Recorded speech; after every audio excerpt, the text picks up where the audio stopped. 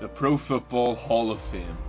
Its mission to honour the heroes of the game, preserve its history, promote its values, and celebrate excellence everywhere.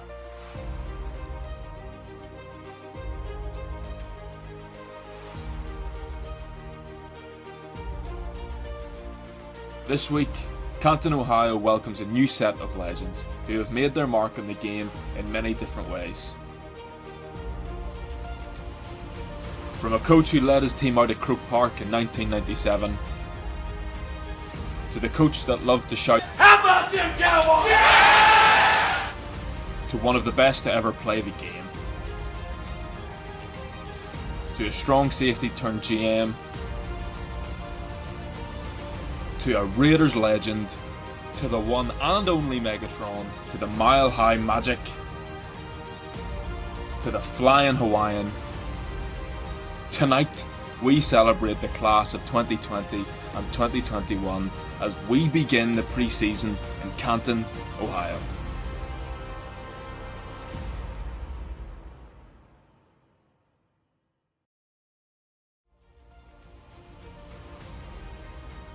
Yes, sir. 6 months on from Tom Brady's emphatic 7th Super Bowl ring, the NFL is back. And we are at the Hall of Fame game in Canton, Ohio. Tonight sees the start of the NFL preseason when the Dallas Cowboys go up against the Pittsburgh Steelers. Kickoff is in just under 3 hours' time.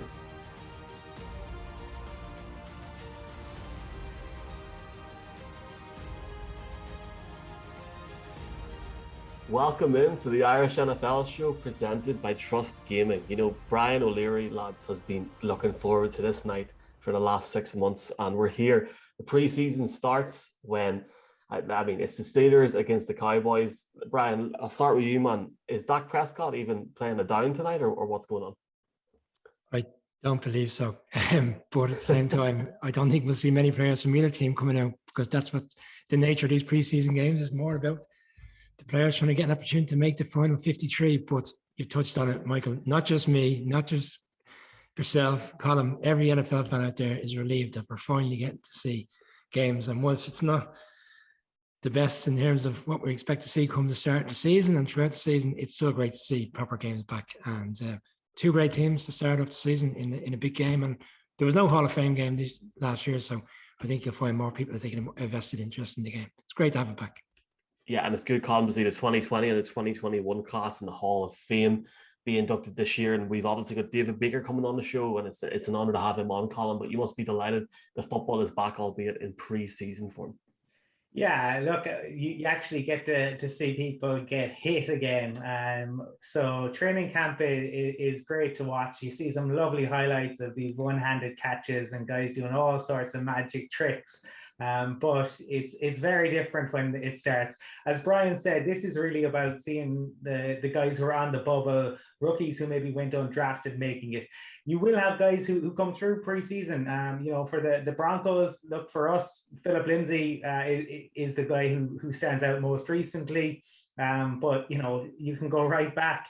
Shannon Sharp and even Terrell Davis weren't that heralded. But they all start off in preseason and make their way towards the Hall of Fame, which is what this is all about. So delighted that it's back. Cannot wait for real football in September. But for right now, we'll take what we can get. And the game against the Steelers and the Cowboys is tonight from 1 a.m. You can get that in NFL Game Pass or on Fox if you're in the United States. And hello to everybody watching us from the United States, etc. And hello to everybody, of course, watching us on the NFL Ireland Facebook page. Our first guest tonight is none other than the president and CEO of the Pro Football Hall of Fame, David Baker. I don't think we can get much better than that at the minute in the week that it is. But to see some guys like Peyton Manning, John Lynch, Steve Atwater, to name a few going into the Hall of Fame this week, it was an honor to sit down today with David Baker ahead of the game tonight.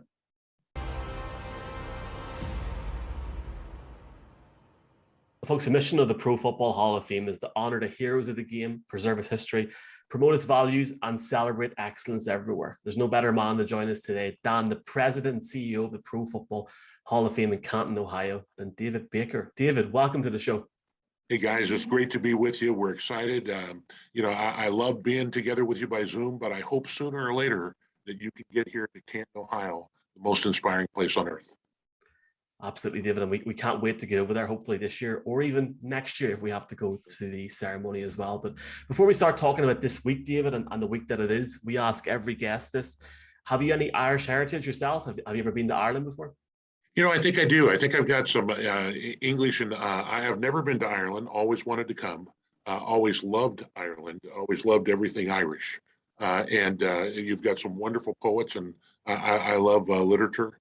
But I have never been. Would love to go. I come from a kind of a redneck background here in the United States, Arkansas and Mississippi. But if you trace it back, I think I've got some Irish and English in me as well. Well, we would absolutely love to welcome you to the Little Green Island at some point in the future, David. And we are going to talk about the upcoming festivities, but can we take you back to 2014 when you took over the role? And what an incredible job you've done. But can you talk to us, I suppose, a little bit about, when you took over the role, has the role been like everything you expected? Can you talk to us about the past few years? Yeah, let me just say, and I say this humbly, not proudly, the role has been everything I expected and more, and it is the greatest job in the world. I tell you, I am lucky to do it. I should be paying them for this instead of them paying me. And ironically, when I was first invited to apply for the job, it was by a kind of a national search that they were doing, and I knew the guy who was the recruiter, and he asked if I would be interested in doing this. And I'd been commissioner of the Arena Football League, and I knew my predecessors here at the Hall, but I was doing something else, and I kind of gave him my best Will Ferrell invitation, and I told him I was kind of a big deal, engaged in something really important, and I said no. And he said, "Here, why don't you take a look at the job description?" And he sent it to me by email. Later on during the day, as I was cleaning my email up, I attached it to an email to my wife and said, "Hey, you'll never guess what happened today." And then I erased it. And to my great surprise, she called back 15 minutes later and she said, "Hey, we're going to go do this." And I said, "Well, sweetheart, I already told him no." And she said, "Well, you can call him back." And I said, "Sweetheart, we've got this big project I'm working on." She said, "Yeah, but your partners can take that." And I said, "Sweetheart, we're from Newport Beach, California." And I said, "It's cold in Ohio. It's colder than you've ever been in your life in Ohio." And she said, "I can handle that." I said, "Why do you want to do this so much?" And to her great credit, she said, "Have you read this thing?" And I said, "I hadn't even read it." And she said, "Well, you need to read this because this is what you believe." And she was right. It is all about the values of the game. And my mom and my dad couldn't read or write. My dad was incredibly hardworking. My mom was incredibly loving. They were good parents, but a lot of what I learned came from coaches. A lot of what I learned in terms of values came from sports. And to me, there are so many wonderful lessons that the game teaches. You mentioned that mission statement, and I appreciate you doing that when we started here, to honor the heroes of the game. It's not just about the worship of football heroes, but it's about their journey. And this is what the enshrinement's about. Every one of them made a journey. They didn't fall out of bed great. As fans, we think that they made it because they were bigger, faster, stronger, quicker. And in reality, they had to fight to be great. They had to persevere day after day, and they had to drag a lot of other people to greatness. And I think there's so much for us to learn. And me, I call it the Church of Football. It doesn't matter whether you're Baptist or Buddhist or Jewish or, what's your heritage or in the United States, whether you're Republican or Democrat, your politics. When you're on a team and when you're in the huddle, it's all about team. It's all about each other. And so I think there are so many wonderful lessons here that we call it the Church of Football. And it's been a wonderful experience, not just to know these heroes, but to see their journey. David, you touched on it there in terms of, you said it's the best job in the world and it's a recurring theme that you've had over the years. On the selection Saturday, you're knocking on all these fantastic players' doors and invite them into Canton. Can you just talk about the most significant memories over the year, the emotional moments, just the general sense of just talking to those players at the time? Yeah, I have had the privilege of knocking about on 80 doors, and I'll tell you, it is humbling. I think I would say more than anything else. At that moment when what I essentially do is share three things. Congratulations on your, welcome to Canton, because every American football player, or excuse me, every player that plays American football, wants to end his career in Canton, Ohio. There have been 330 million young men and now women that have played this game. There's only 5 million that have played it in college. Only 29,000 who've ever been paid to play it, coach it, or officiated in the National Football League. And as of today, there's only 335 who have bronze bust here in Canton, Ohio. And that's incredible, elite excellence. But when you knock on the door, what I found is that it's not about these guys' pride or their ego. At that moment, it's enormous humility. Franco Harris once said it, when he put on that gold jacket, it was like wrapping himself in the history of the league from the first day that they laced up that pigskin to the last day that they, kind of gave away the Lombardi trophy. And I think in all these guys, when you're knocking on the door, they're not thinking about how much money they make. They're not thinking about how many Super Bowl rings they have. They're thinking about their mom. They're thinking about how she drove them to practice when they were 8 years old, or their dad who didn't let them quit, or their coach who inspired them, or their teammates who helped them get here. And it's really humbling to see it. Peyton Manning was a guy who, frankly, he knew I was going to knock on his door. It took him 10 seconds to be elected as a first ballot Hall of Famer. And we did it at Mile High Stadium. And we brought back every coach, either by video or in person, who coached him in youth football, high school football, college football, and in the NFL. And he was humbled. The guy who I spoke to at that moment wasn't the polished 45-year-old marketing, genius that he is. But really, it was that 8-year-old kid that started that journey, that 10-year-old kid. And it's always heartwarming, whether it's Peyton Manning or Brett Favre, who each took 10 seconds to be selected, or Jerry Kramer, who waited 45 years. But it was something we wanted to show fans of how much this journey means to each of them. Absolutely, David. And you can see how much it means to them as well in their speeches that take place at the induction ceremonies. I know there's been so many great speeches over the years, especially recently as well, but have you any memories there, or has there been a speech that maybe stuck out to you, or is it all just a fantastic experience in that sense? That's a great question, because, here at the Pro Football Hall of Fame, when we leave, and sometimes we'll leave, I might leave at 10 o'clock or 11 o'clock at night, and I'm the only one here. So I might walk through the gallery with all the bronze bust, and just to check out if, as John Madden said, they really do talk to each other at night. But outside the gallery, there is a place where we play all their speeches 24 hours a day. And there have been times when I walk by and it's just me, and I'll sit there and listen to them. And I'll come back inside. And one night I was listening to John Elway, and I came back inside to shoot him an email. But I think, Chris Carter had a wonderful speech of talking about his brother and his mom and his grandmother, and how him being in the Hall of Fame is all of them being in the Hall of Fame, because they're responsible for his journey. I think LaDainian Tomlinson, who the great grandson of a slave, talked about Team America and how we're all on the same team.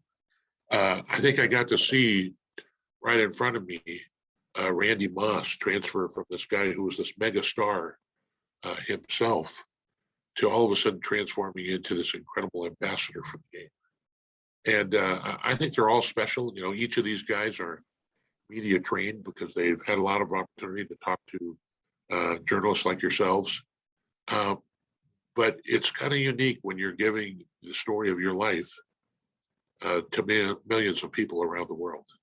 And I always love it, because there's always something for us to learn, how to be a better dad or a better country, from the journey that they've made. Absolutely. And what's fascinating, David, is from when you tell the person that they're going in, the knock, to the speeches, it creates goosebumps. I mean, I've watched that Peyton, and you know where you come and surprise him, and the coaches. I don't know how many times as a Broncos fan, and every time I get goosebumps. And this weekend, it's the Steelers Cowboys. Talk about two storied franchises. But the announcement to Jimmy Johnson and to Coach Cowher, can you talk to us about that? Because not being a fan of those teams, I still had goosebumps watching that particular announcement. Yeah, we had the Blue Ribbon Committee for the class of 2020, the Centennial class for the 100th anniversary of the NFL. And it was 25 members, and they came to Canton and they selected for the first time ever here in Canton that Centennial class. And when we opened up the envelope that our accountants Ernst & Young provide, we pretty quickly found out that the two coaches happened to be working, one for CBS on Saturday in New York and the other one for Sunday, Jimmy Johnson in LA. And we thought with the time difference, we might be able to make them both if we could get a red-eye flight, on Saturday night out to LA.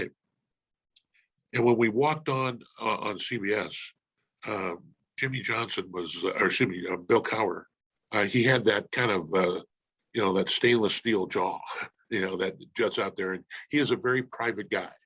But boy, we were able to get his wife and daughter there secretly just minutes before. And when they walked out, the tears flowed. And then it was a situation where, we got on the plane, we went out to see Jimmy Johnson. He thought it was going to happen in the pregame. And we actually walked on at halftime. And he wasn't breathing. They went to commercial and he had to get an inhaler, but there wasn't a dry eye on the set. And I guarantee you, Jimmy Johnson was thinking about his mom. It's special because, again, what we want people to see is how much this journey has meant to them, how much it means to them to be in the Pro Football Hall of Fame. And we want to keep doing that as long as we can. David, just looking ahead to this weekend's celebration, first and foremost, we have the game on Thursday night with the Steelers playing the Cowboys, and the fact that there's fans back at the game, it's going to be a sellout. And then obviously this weekend, it's going to be a dual celebration in the sense that the 2020 Hall of Famers would also be doing speeches. So the enormity of the preparation that we put in for this weekend. Yeah, we have 5,000 volunteers here in Canton, Ohio, who generally take a week of their vacation to get ready for this. And it has been incredibly safe and incredibly well run. And it is a very special place here in Canton. And it's never more special than when the enshrinements happen. But we will have, for our speech limits this year, we'll have 6-minute speeches. And if they go 7 minutes, there's a light that comes on. And if it's 8 minutes, we kind of play them off with some music like the Oscars. But I think we've got almost all the speeches, and I think guys have spent more time on this than ever before. And I think people are going to be very moved and very inspired by the stories that these men tell. Can't wait to watch it, David. And for anybody watching here in Ireland, in the UK or Europe, you can watch that this weekend on NFL Game Pass, especially as well the Steelers and the Cowboys as well. David, we can't thank you enough for coming on and sharing both your experiences and your thoughts with fans over here. I'm sure you know yourself, obviously, with the London games, there is a growing, demand for the NFL here. And it's been an honor to speak to you. And hopefully we can meet you in person in Canton in 2022. Thank you very much. Guys, I look forward to it. And I want you to know what an honor it is for me to speak to you. Here, we think the game has done a lot, and not just for those who get paid for it, but by those who become fathers and mothers and police officers and soldiers, teachers and preachers and firemen. And it teaches great lessons, and it's a lot of fun. But more than anything else, it brings us together and as a people. And we're the guardians of the game here in Canton, Ohio. And we take this very seriously. We are going to promote the legacy of these guys forever. But you guys are allies in that. And we appreciate you sharing this great game with other people. and we'll do anything and everything we can to help you do that. We are your teammates, and we are very, very thankful to have you on this team, and we appreciate the great job you're doing. David, just thank you for everything you do in keeping the spirit of the game alive. And it is a game that is growing globally. You make such a difference to keeping those heroes of the past and the present and their stories. And that's what it's about. It's about their stories and about inspiring others. And you do a phenomenal job. So thank you for all that you do. Guys, I look forward to coming to Ireland, but I'm real excited about getting you in camp. I look forward to it soon. Thanks so much.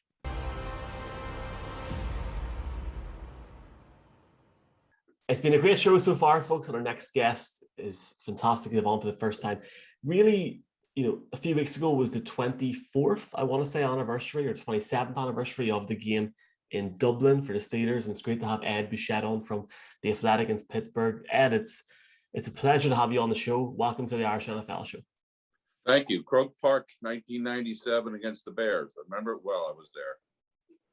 Tell me, Ed, and tell people, I wasn't that fortunate to be at that game. I was 6 at the time. What was that like, that game? Because for me now, that's the epitome for me. I would do anything to go to a preseason game, a scrimmage, a training camp in Croke Park.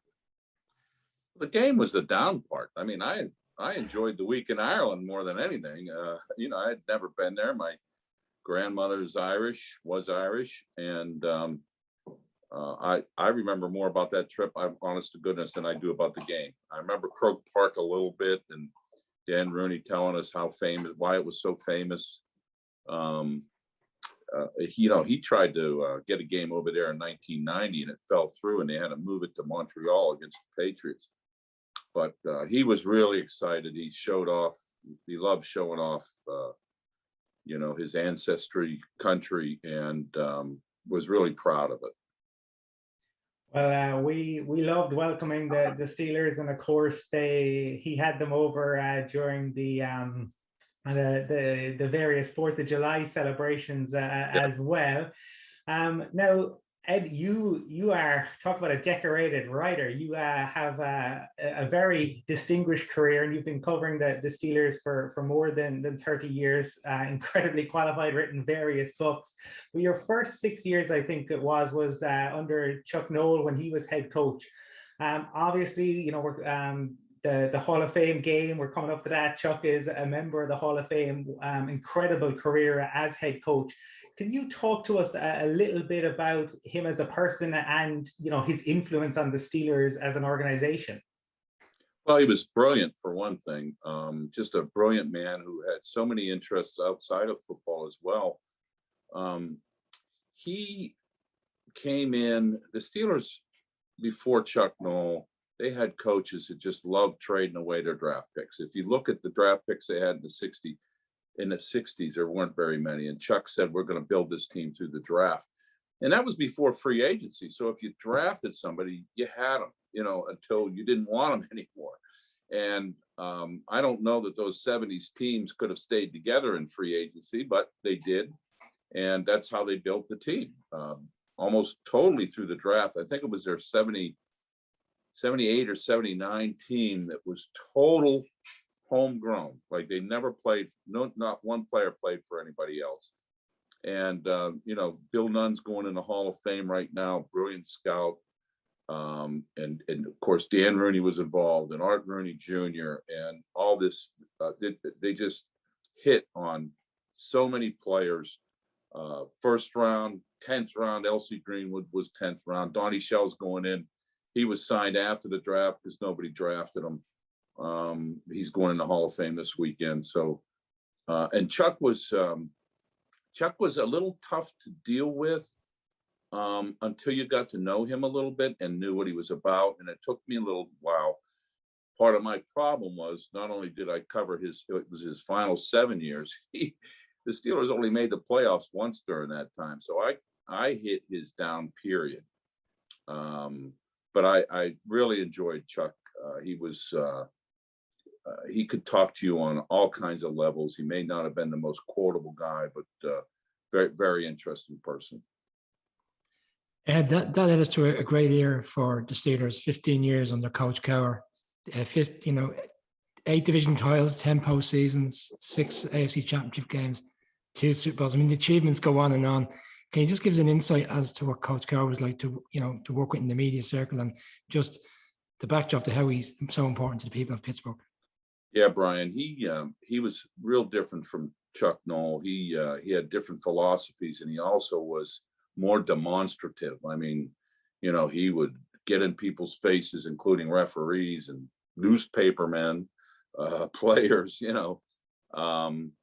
but he was very demanding, and he did ease up on the practices from the Noll days. Noll was a tough practice guy. He had those guys in pads all the time. Bill eased off on them, and Chuck's teams did not make the playoffs the last 2 years, and bang, Bill came in and they made it his first 6 years. And he's going into the Hall of Fame as well. And some people are saying that he only won 1 Super Bowl. Well, he didn't have a quarterback, really, a franchise type of quarterback. He won all those games and made all those championship games without really a franchise quarterback until his final few years when he got Ben Roethlisberger. So, but Bill was more of an in-your-face kind of guy. He took care of his players, but he let them know right where they stood with him. I mean, he would tell them. I'm not so sure Chuck did that, but Bill was always open to telling them, "Hey, look, you're gonna have to do this if you want to make this team," and that was not Chuck. On the day and on the weekend that it is, Ed, it's great to have you on. You're obviously a guy, a Hall of Fame voter. What's it like to present a player's case before the Hall of Fame selection committee? We spoke to David Baker today, and just the way that he talked about the Hall of Fame was just incredible. And it must be an honor being able to actually present that to the committee as well. It can be also frustrating, Michael. Take Alan Faneca. I mean, he had every credential you would want to have for an offensive guard, and it took him 6 years to get in. So every year I had to stand up before there's 48 of us in the room who vote, and I had to stand up and make his case. And I tried to do something different every year, but it was frustrating for him, and it also was for me, because how worthy he is, and yet you're seeing other linemen go in ahead of him. But, that all gets washed out once he gets in. I mean, Lynn Swann, it took forever. In fact, Myron Cope used to do the Hall of Fame voting in Pittsburgh, and he got frustrated because Swann and Stallworth couldn't make it and gave it up, and I took over. And I'm not saying it was because of me, but Swann did get in finally in 2000. And then Stallworth got in the next year. So it can be rewarding when you have a player like Troy Polamalu who goes in his first year of eligibility, but it can be frustrating when there's an Alan Faneca, a Lynn Swann, or even Jerome Bettis. It took him 5 years, even though he was, I think, the 4th or 5th leading rusher all time when he retired. Yeah, as a Broncos fan, Ed, I think it's an interesting one this weekend, because obviously Peyton goes in, David Baker took all of 10 seconds, and Steve Atwater is a guy who has finally made it in. But for you, I suppose, talking about, we mentioned him earlier, Big Ben, and a guy who had an interesting season last year. It started off so well. Ben seemed to change it up. He went to quick passes, but then it didn't end so well. There was all this speculation in January, February, would Big Ben be back? He is back.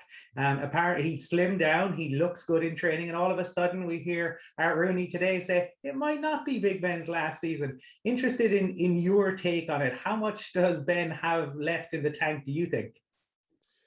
Colin, I thought he had last year. He had a lot. The quick passing game, I think, was devised early on because he's coming off major elbow surgery, and they didn't know how that was going to hold up, and they didn't want to put too much tension and pressure on that elbow all season long with him throwing his typical deep passes. So they came up with that short passing game, and it combined with them not having a run game that really hurt. So defenses just said, huh, you want to throw the short passes and you can't run? Well, that's easy to defend against.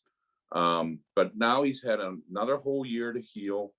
I expect better things from him, but let's remember now he's 39.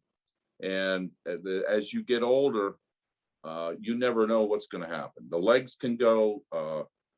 You can tear something more easily when you age. It's good that he has slimmed down and he's been working out pretty good. He has been doing that actually for several years. But I think as soon as he said he was going to play this year, everybody's saying, well, he's got one more year because of the contract he did. I go, hey, if he has a good season, why is he going to want to quit? Nobody's saying that about Tom Brady. Brady just keeps going. Why can't Ben? Ben has never said, I'm only going to play 1 year. They did that contract to make room under the cap this year, so they could sign some other people. But he's easily re-signed next year if he wants to come back and they want him back. And one way, I suppose, of relieving the pressure on Big Ben this season would be to have a proper run game. As you touched on, there was no really effective run game last year. They've tried to address that in the draft with Najee Harris from Alabama coming in. What's your expectations for him? Do you think they'll become more of a run-dominated team this season? Well, two things, Brian. Najee Harris has been over and above expectations so far, and the expectations were high.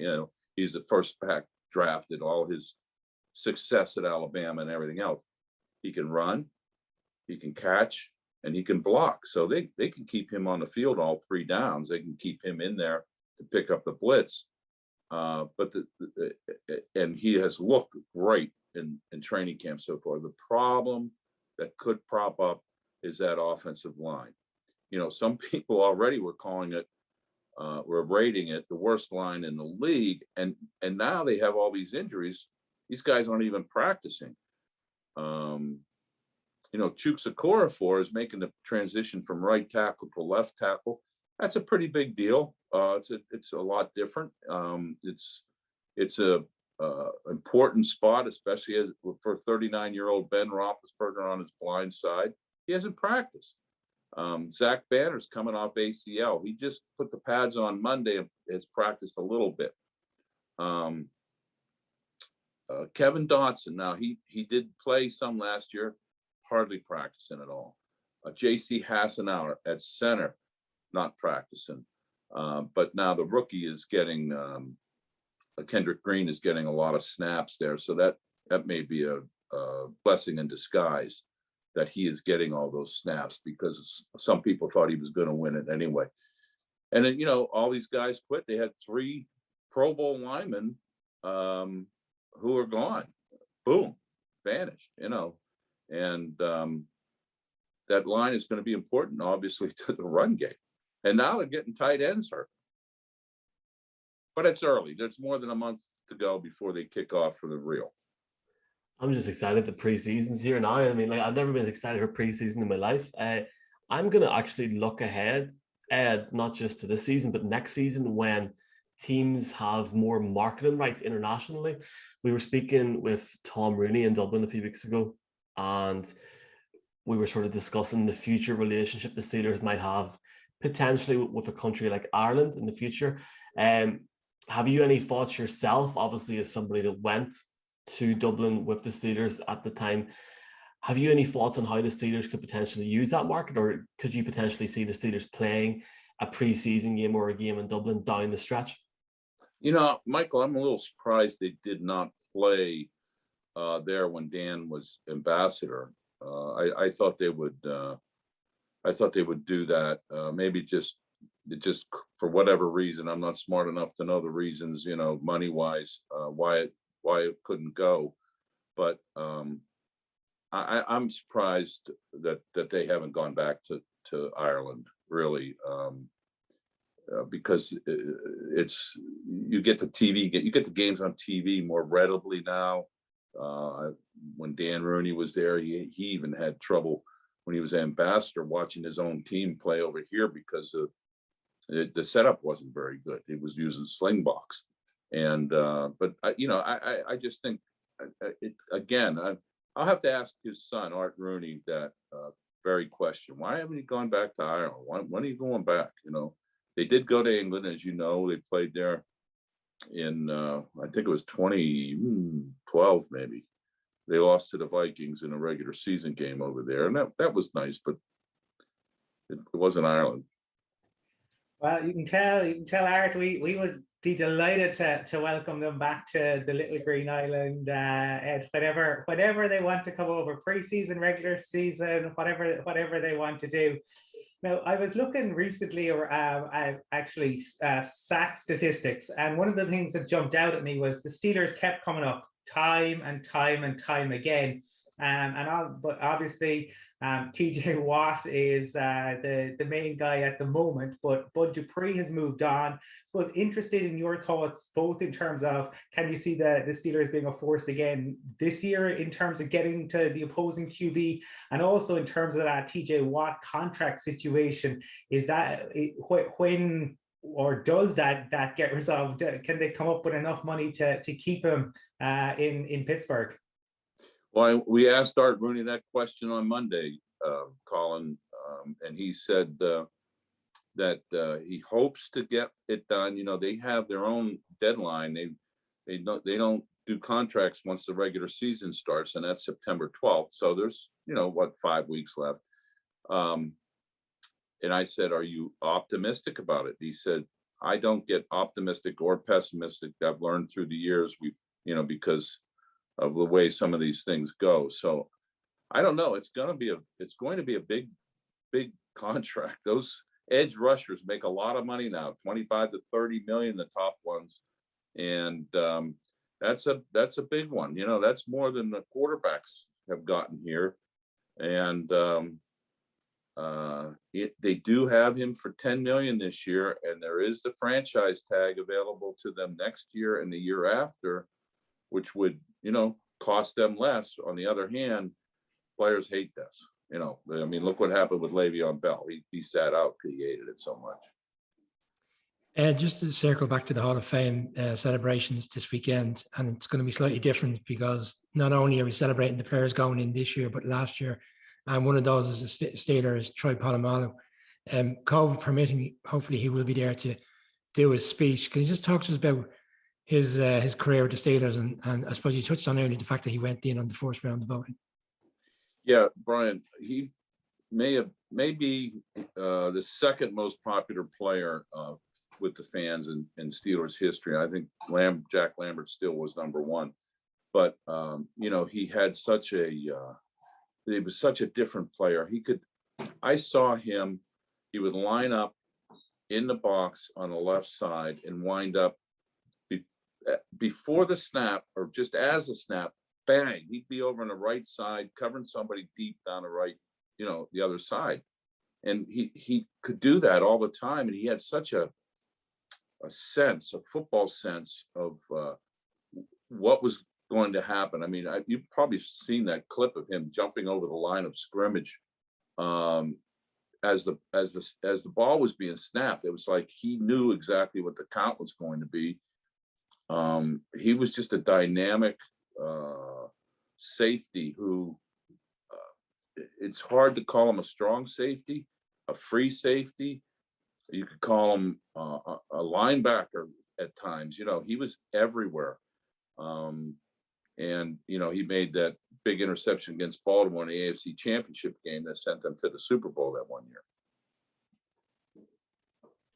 And we'd just like to take this time to thank you for coming on. I hope it's the first of many times you come on. Who knows, maybe we'll share a pint in a couple of years before a game at Croke Park, pre-season or regular season. But as we said with our previous guest, John, as well, for anybody that is watching this or listening to our podcast, please consider going to The Athletic, because you can get it in Ireland and the UK, and subscribing as well.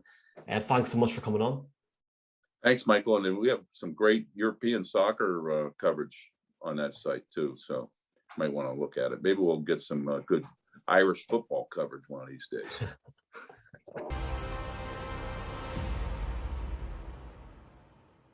We've talked a bit about the Hall of Fame. There's actually a game tonight in the Steelers and the Cowboys, the first NFL game, if we can call it. Like, it's a game. It's still the preseason, but it's a game since February. So we're buzzing. It's great to have Jon Machota from The Athletic, who covers the Dallas Cowboys, on the show this week. Jon, welcome back to the show. Thanks for having me back on, guys. I had a good time last time. Absolutely, Jon. And you've had a busy few weeks now. Like, I've seen some of your videos and training camp. They've went viral, like, over here as well.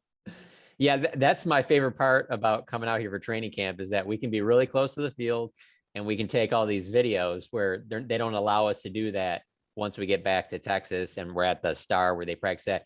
And every NFL team is different. You know, I follow writers, obviously I cover every team, and some can take pictures, some can't take any pictures and just give updates. Then there's others where they're not allowed to speculate on injuries, things like that. The Cowboys been pretty good to us. So when we're out here, usually we can take video. So like I'm doing that nonstop throughout practice. And so I might only post 10 or 15 off of a practice, but I'm taking probably 30 or 40. I'm just deleting the ones I'm like, no one wants to see this. No one wants to see this. But, oh, CeeDee Lamb's going to make this one-handed catch. Okay, people want to see this. I'll put this one up. So you are the envy of some of your athletic colleagues in getting to post videos. And I suppose before we get into the game and stuff, an interesting, since we had you on, like the draft and the Cowboys going defense heavy. Was it the first 5 picks and eight of the 11 were on defense? And not that surprising given last season's struggles, I suppose. And then they bring in Dan Quinn. From your impressions at camp and what you've seen so far, how is that looking like it's coming together, Jon? Well, the defense looks like they're more bought in. It seems like everyone's more on the same page. And, you know, Mike Nolan last year as the defensive coordinator, obviously there were no favors done for him in the fact that it was during a pandemic, new defensive coordinator to this team. He didn't get this coming out to California. They didn't get all this extra time to kind of learn his new system.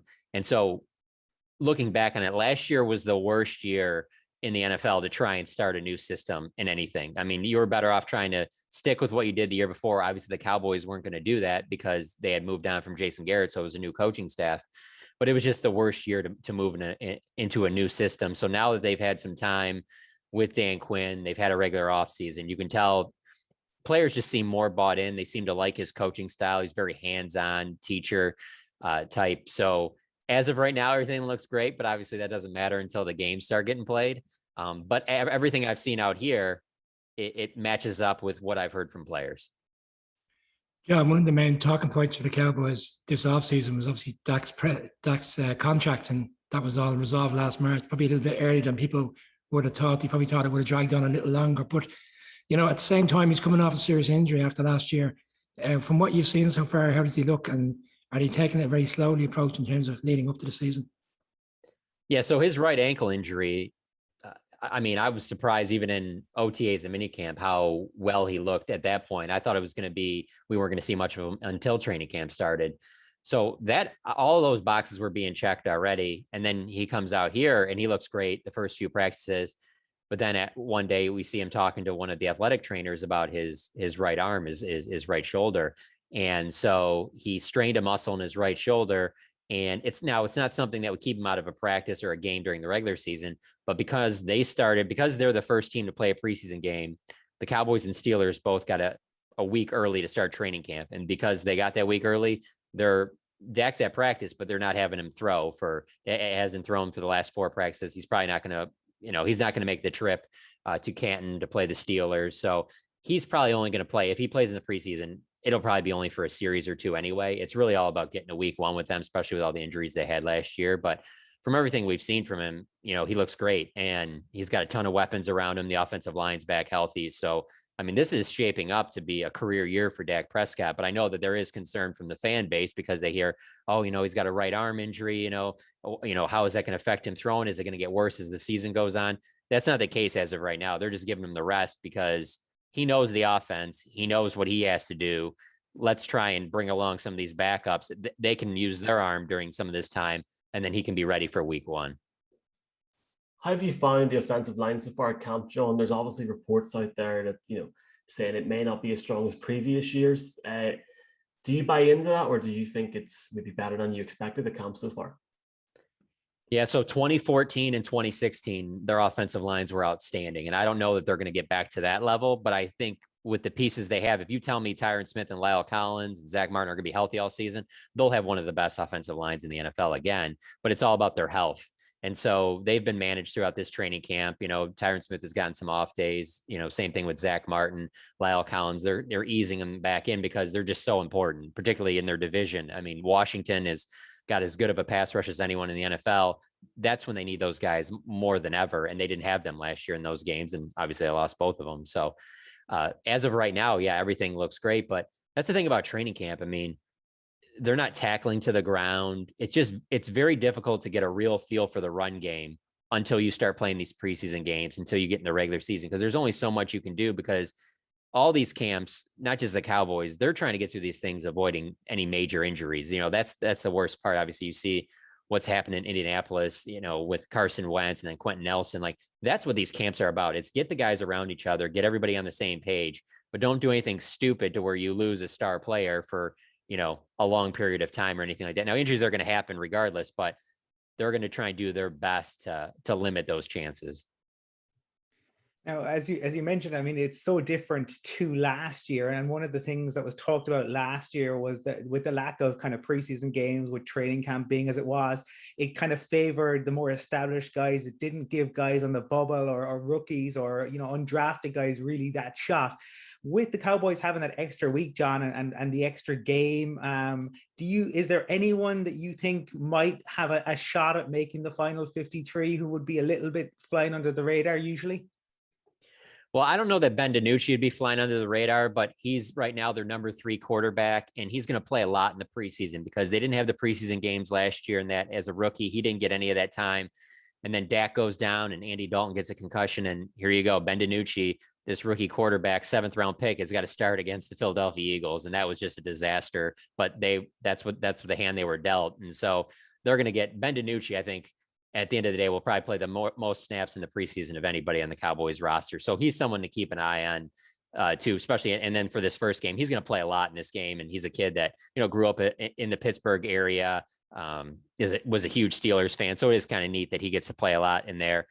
In terms of other guys that could potentially stand out, I mean, it's all about this rookie class this year on defense. They drafted this defensive tackle, Osa Digizua, who, again, like in training camp, you can only see so much. So I see him as being a guy that it's going to be interesting to see what they have there. And not just him, the defensive tackle position as a whole, because to me, it's the weakest position on this roster. So guys in those positions got a chance to potentially shine.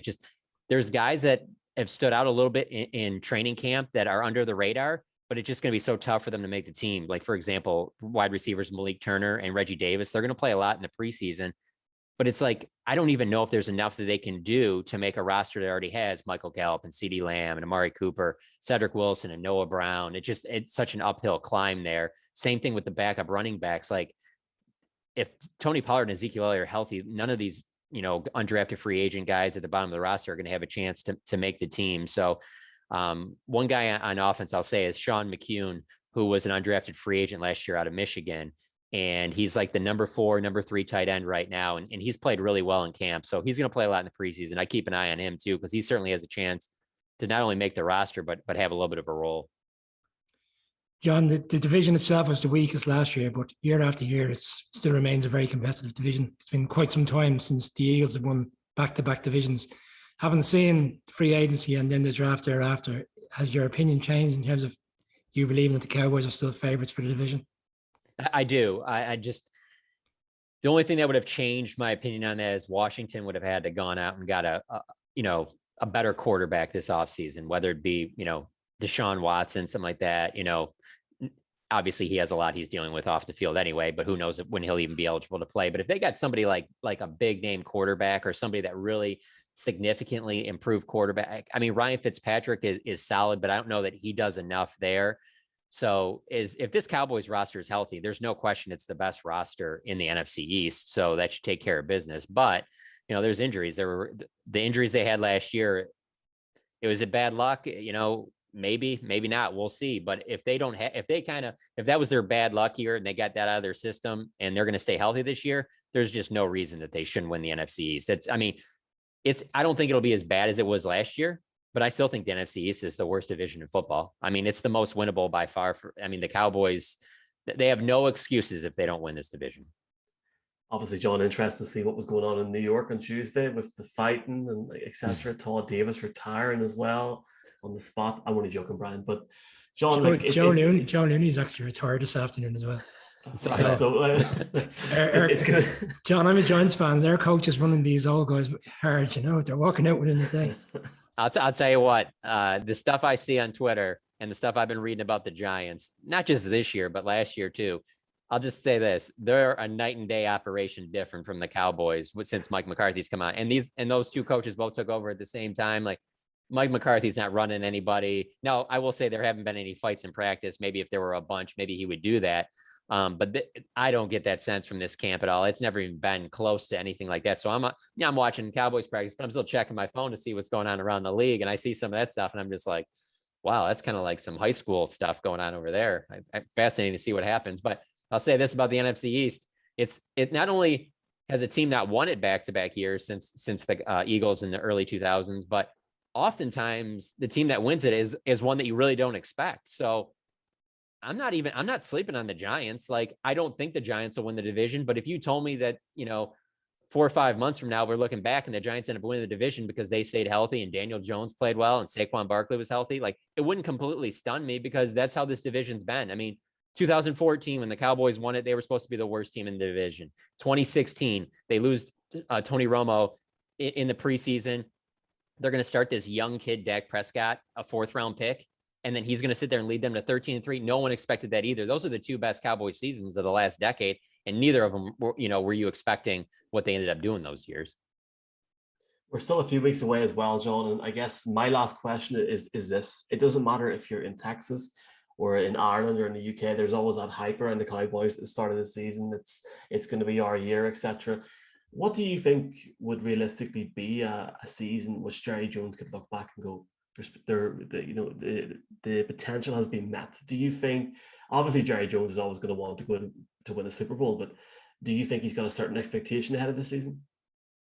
I think he does. I think that he wants to get beyond the second round of the playoffs. He wants to get back to an NFC Championship game. Now, he's not saying that right now. When he's talked to us and other interviews I've watched that he's done in the last, couple of weeks, he's really trying to be cautious. He's not the Jerry Jones that we've seen in some previous years where he's talking Super Bowl this time of year. So he's trying to be cautious about it. Kind of like I mentioned, 14 and 16, he was acting that way too. So maybe he's trying to, replicate that. But Mike McCarthy wasn't brought in here just to make the playoffs. Mike McCarthy was brought in here to get them past the second round because that's as far as they could get under, Jason Garrett's time here. And so now that he has, this is his second season going in, he's got a new defensive coordinator. They've had 2 good drafts on paper, at least it looks that way the last 2 years. If everyone stays healthy, they're expected to make the playoffs. And when they get in the playoffs, make a run. So, obviously he wants to get to the NFC Championship game, but I would think you got to at least get to the playoffs and at least get to that second round to show, okay, last year was a disaster. That's behind us. We're building in the right direction. So, if this is another season where they don't make the playoffs, I mean, that doesn't look great for Mike McCarthy. So if that's the case, then, you're going into next offseason talking about, is it already time to make a coaching change after only 2 years? And so, there's a lot riding on this season, but again, Mike McCarthy wasn't brought in to rebuild this roster and, hey, it's going to be ugly early on, but 2-3 years down the road, no. That's not what was going on here. They would have hired a college coach if they wanted to do that. They were bringing in a guy that's already got a team to a Super Bowl and won one in Green Bay to take that next step. And for them, the next step is to finally get back to an NFC Championship game, which hasn't happened in over 25 years. And you have a podcast about them Cowboys, and obviously this weekend, Jimmy Johnson, synonymous with how about them Cowboys, goes into the Hall of Fame, given, well, like he went in last year, but obviously, in person this year.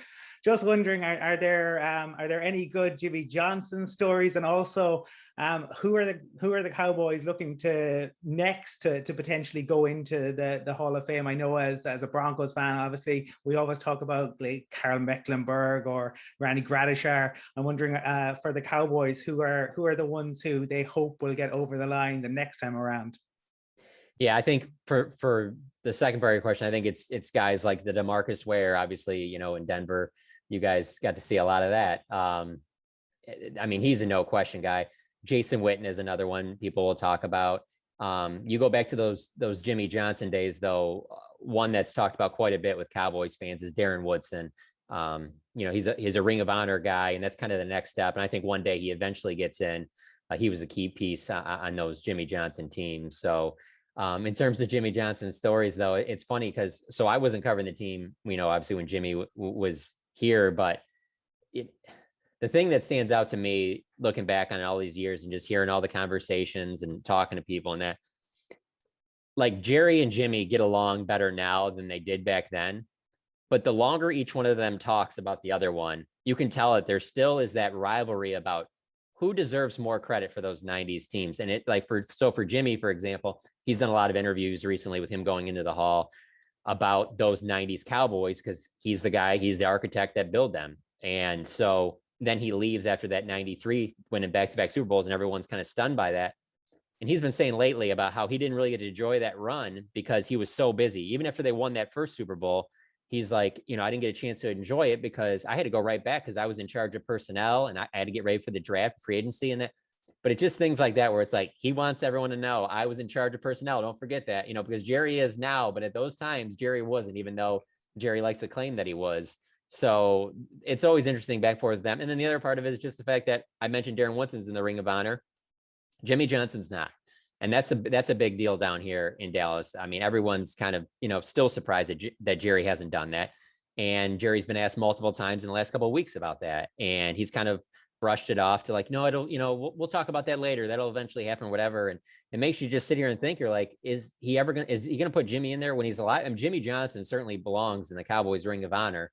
It's just a matter of when it's going to happen. And it just certainly seems now that he's going into the Pro Football Hall of Fame, now is a great time to put him in there as well, because, not only was he the coach and the architect for those first two Super Bowls, I mean, he brought in the majority of those players that won it again in 95 on that team that Barry Switzer was coaching. I mean, he's absolutely Dallas Cowboys royalty. You can't write the story of the Dallas Cowboys without Jimmy Johnson. So it'll be interesting to see if anything like that is mentioned in his Hall of Fame speech, or if it's just one of those moments where he's like, let's just talk about the good times. We're not going to try and complain about anything like that. Let's just enjoy this.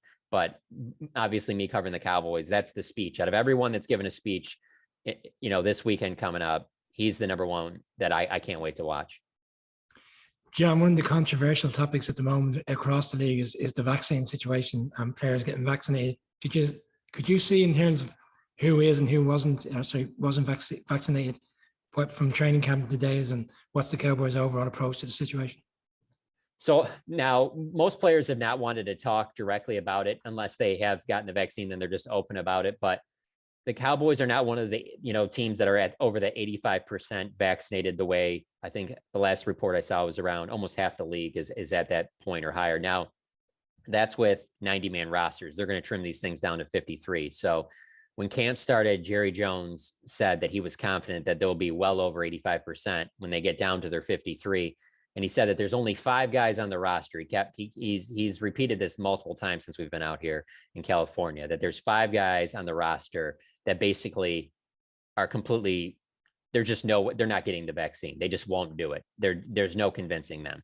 So 5 guys out of 53, that clearly puts you, in good shape for the season. Even if you can't get those final 5 guys, they'll cross that threshold and get to where they need to be, so that they're not limited, during the week, and guys can be around each other. And then when they go on the road, they don't have to stay at the hotel. They can go out and things like that.